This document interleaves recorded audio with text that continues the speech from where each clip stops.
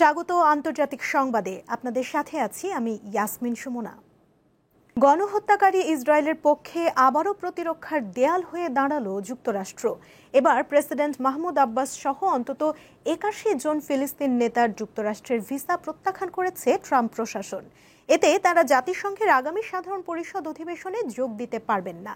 যুক্তরাষ্ট্রের এই উদ্যোগ এমন এক সময় নেয়া যখন আগামী সাধারণ পরিষদ অধিবেশনে ইউরোপ সহ কয়েকটি দেশ ফিলিস্তিনকে স্বাধীন রাষ্ট্রের স্বীকৃতি দেওয়ার অঙ্গীকার করেছে। যুক্তরাষ্ট্রের নিউ ইয়র্কে আগামী ৯ সেপ্টেম্বর শুরু হবে জাতিসংঘের সাধারণ পরিষদের ৮০তম অধিবেশন, যেখানে ফিলিস্তিন ও গাজা ইস্যুতে বড় সিদ্ধান্ত আসার কথা রয়েছে। কিন্তু অধিবেশন শুরুর ঠিক আগ মুহূর্তে এক বিতর্কিত পদক্ষেপ নিয়েছে যুক্তরাষ্ট্রের ট্রাম্প প্রশাসন। সাধারণ পরিষদের বৈঠকে যোগদানে বাধা দিতে ফিলিস্তিনের প্রেসিডেন্ট মাহমুদ আব্বাস সহ ৮১ জন ঊর্ধ্বতন কর্মকর্তার উপর ভিসা নিষেধাজ্ঞা আরোপ করেছে মার্কিন পররাষ্ট্র মন্ত্রণালয়। এক বিবৃতিতে জানানো হয়, এই সিদ্ধান্তের আওতায় ফিলিস্তিনের মুক্তি সংস্থা PLO এবং পশ্চিম তীর ভিত্তিক ফিলিস্তিনি কর্তৃপক্ষের কর্মকর্তারা ভিসা বাতিলের মুখে পড়বে। এতে মাহমুদ আব্বাস সহ কেউই জাতিসংঘের বার্ষিক সম্মেলনে যোগ দিতে পারবেন না।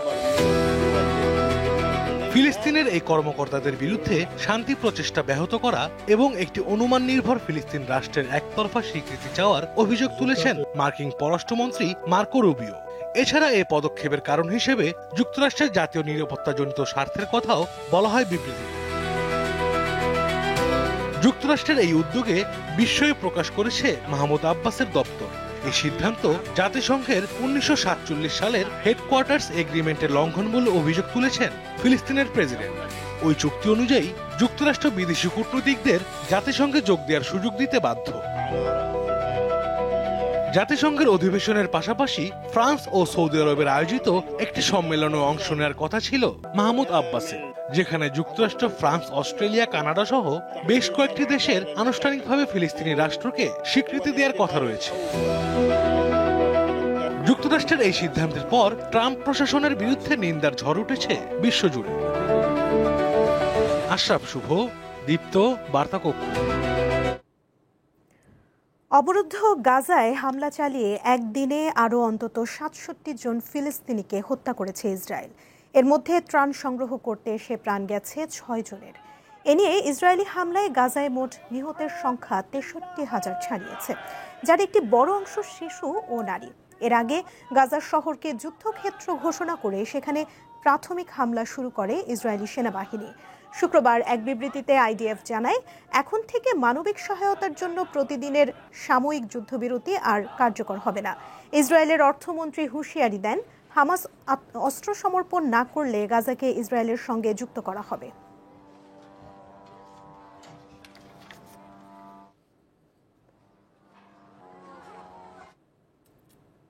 গাজায় দুর্ভিক্ষ চলার পরও ত্রাণ কার্যক্রমে বাধা দিয়ে যাচ্ছে ইসরায়েল, ফলে ব্যাহত হচ্ছে ত্রাণ সহায়তা কার্যক্রম।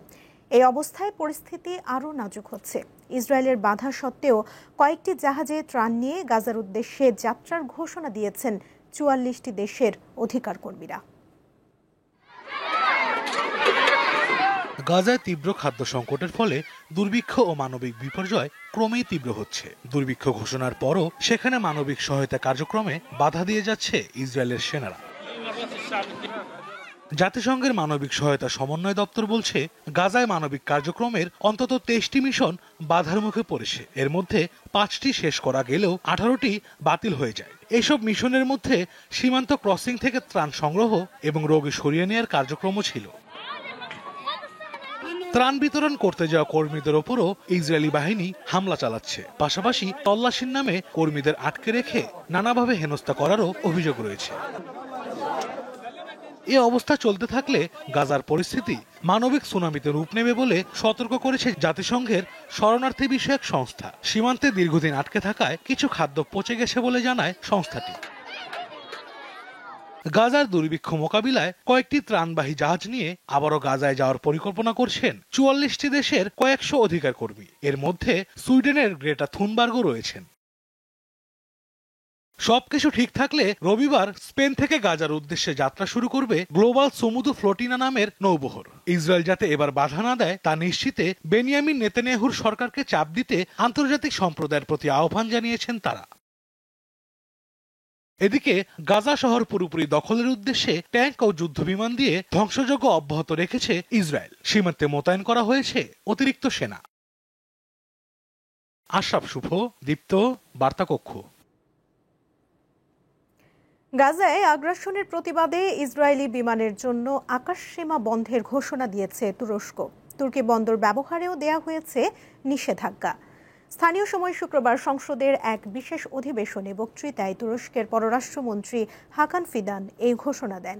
ইসরায়েলের সঙ্গে সম্পূর্ণভাবে অর্থনৈতিক সম্পর্ক ছিন্ন করার কথাও জানিয়েছেন তিনি। এর আগে গত বছরের মে মাসে ইসরায়েলের সঙ্গে সরাসরি বাণিজ্য বন্ধ করে দেয় তুরস্ক। বক্তৃতায় ফিদান বলেন, গত 2 বছর ধরে সারা বিশ্বের চোখের সামনে মৌলিক ও মানবিক মূল্যবোধ উপেক্ষা করে গাজায় গণহত্যা চালিয়ে যাচ্ছে তেল আবিব। যুক্তরাষ্ট্রের সাবেক ভাইস প্রেসিডেন্ট কামালা হ্যারিসের রাষ্ট্রীয় নিরাপত্তা বাতিল করেছে ট্রাম্প প্রশাসন। স্থানীয় সময় শুক্রবার হোয়াইট হাউসের এক জ্যেষ্ঠ কর্মকর্তা রয়টার্সকে এই তথ্য জানান। যুক্তরাষ্ট্রের সংবিধান অনুসারে যারা ভাইস প্রেসিডেন্টের পদে থাকেন, ক্ষমতা থেকে বিদায়ের পর 6 মাস পর্যন্ত তারা রাষ্ট্রীয় নিরাপত্তা পরিষেবা পান। সাবেক মার্কিন president Joe Biden White House থেকে বিদায়ের আগে প্রেসিডেন্সিয়াল ক্ষমতা বলে কামালার রাষ্ট্রীয় নিরাপত্তার মেয়াদ 2026 সালের 31শে জানুয়ারি পর্যন্ত বর্ধিত করেছিলেন। শুক্রবার সেই আদেশই বাতিল করেছে ট্রাম্প প্রশাসন। চিঠি প্রদানের মাধ্যমে কামালা হ্যারিসকে তা জানানো হয়েছে। চিঠিতে বলা হয়, আগামী 1 সেপ্টেম্বর থেকে আর রাষ্ট্রীয় নিরাপত্তা পরিষেবা পাবেন না তিনি।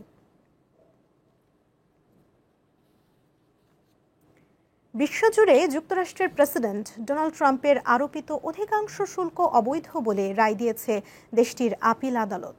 স্থানীয় সময় শুক্রবার ওয়াশিংটনের ফেডারেল সার্কিট আপিল আদালত 7-4 ভোটে এই রায় দেয়। এ সময় আদালত জানায়, ট্রাম্পের পারস্পরিক শুল্ক এবং ফেব্রুয়ারিতে চীন, কানাডা ও মেক্সিকোর ওপর আরোপিত শুল্ক দুটিই আইনের পরিপন্থী এবং অবৈধ। এর মাধ্যমে আন্তর্জাতিক অর্থনীতিতে প্রভাব বিস্তারে ট্রাম্পের প্রধানতম হাতিয়ার চ্যালেঞ্জের মুখে পড়তে পারে। আদালতে বলা হয়, শুল্ক আরোপের ক্ষেত্রে ট্রাম্প 1977 সালের একটি বিশেষ আইন ব্যবহার করেন, যা জাতীয় জরুরি অবস্থার মোকাবিলায় প্রেসিডেন্টকে কিছু বাড়তি ক্ষমতা দেয়। তবে এই আইনে স্পষ্টভাবে শুল্ক, কর বা আমদানি শুল্ক আরোপের কথা বলা নেই। তবে এই মামলা সুপ্রিম কোর্ট পর্যন্ত গড়ানোর সম্ভাবনা রয়েছে বলে মনে করছে আন্তর্জাতিক গণমাধ্যমগুলো।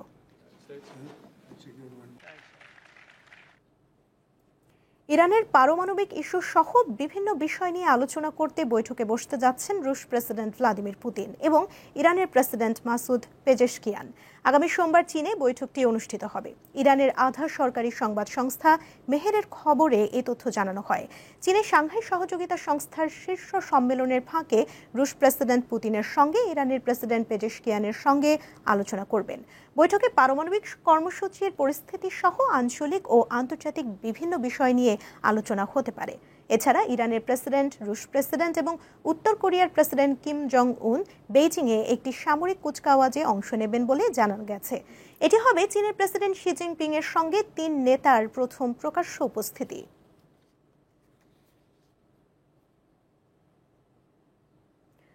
বন্যা পরিস্থিতি অবনতির জন্য সরাসরি ভারতকে দায়ী করেছে পাকিস্তান।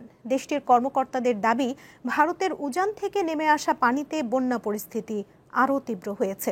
এজন্য তারা নয়াদিল্লির নদীর পানি বন্টন চুক্তি স্থগিত করা এবং ভারতের একটি ব্যারাজের গেট ভেঙে পড়াকে দায়ী করছে। এদিকে করাচিতে নতুন বন্যার সতর্কতা জারি করেছে স্থানীয় কর্তৃপক্ষ। এছাড়া পাঞ্জাবের পানি প্রবাহ বাড়ায় সিন্ধুর গুড্ডু ব্যারাজে বন্যা দেখা দিয়েছে।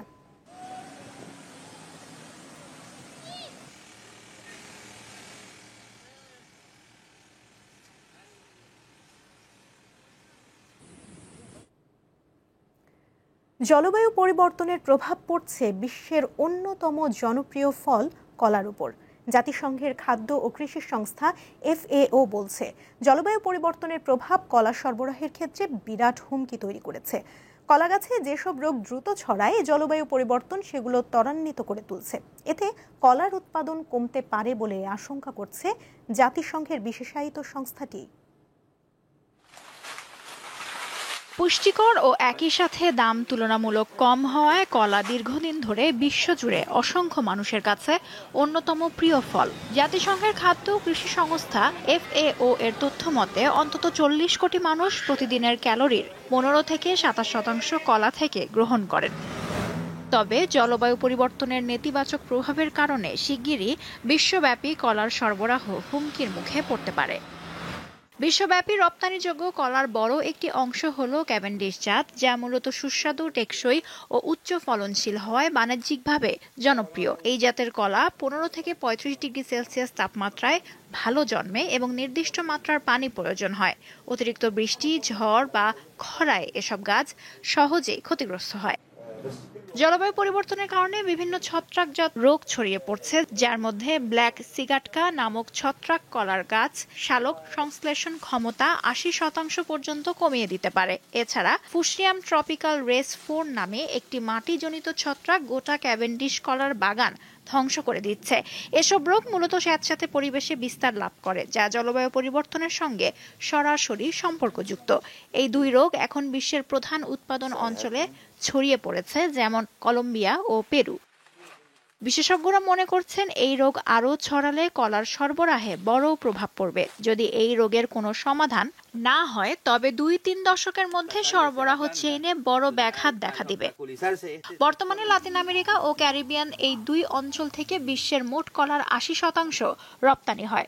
জলবায়ু সংকটের প্রভাবে লাতিন আমেরিকা ও ক্যারিবিয়ান অঞ্চলের কলা চাষের ভবিষ্যৎ চরম অনিশ্চয়তার মুখে পড়েছে। নেচার ফুড জার্নালে প্রকাশিত এক গবেষণায় বলা হয়, উষ্ণ তাপমাত্রার প্রভাবে 2080 সালের মধ্যে এই অঞ্চলের প্রায় 2/3 জমি কলা চাষের অনুপযোগী হয়ে পড়তে পারে।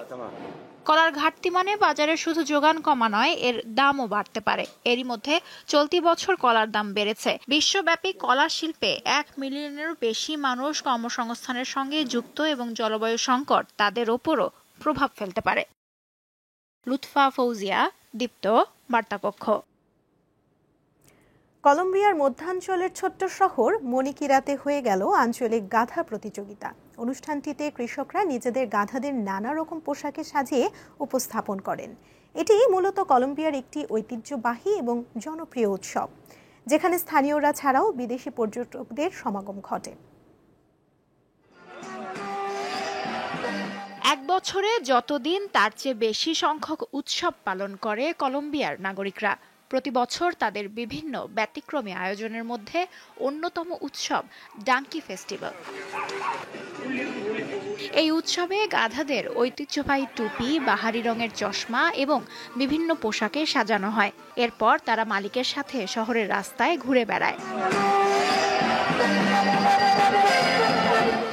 উৎসবের সবচেয়ে আকর্ষণীয় অংশ হলো গাধার পোশাক প্রতিযোগিতা, যেখানে প্রাণীগুলোকে সাজানো হয় নানা রকম পোশাকে, কখনো সুপারহিরো, কখনো স্থানীয় ঐতিহ্য রূপে। সবচেয়ে সুন্দর পোশাক পরিধানকারী গাধাকে দেওয়া হয় পুরস্কার।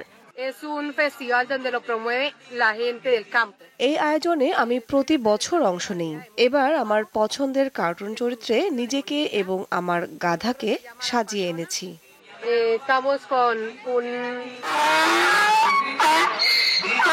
আরেকটি মজার অংশ হলো গাধার ডাক নকল করার প্রতিযোগিতা। অংশগ্রহণকারীরা নিজেদের কণ্ঠে অনুকরণ করেন গাধার ডাক।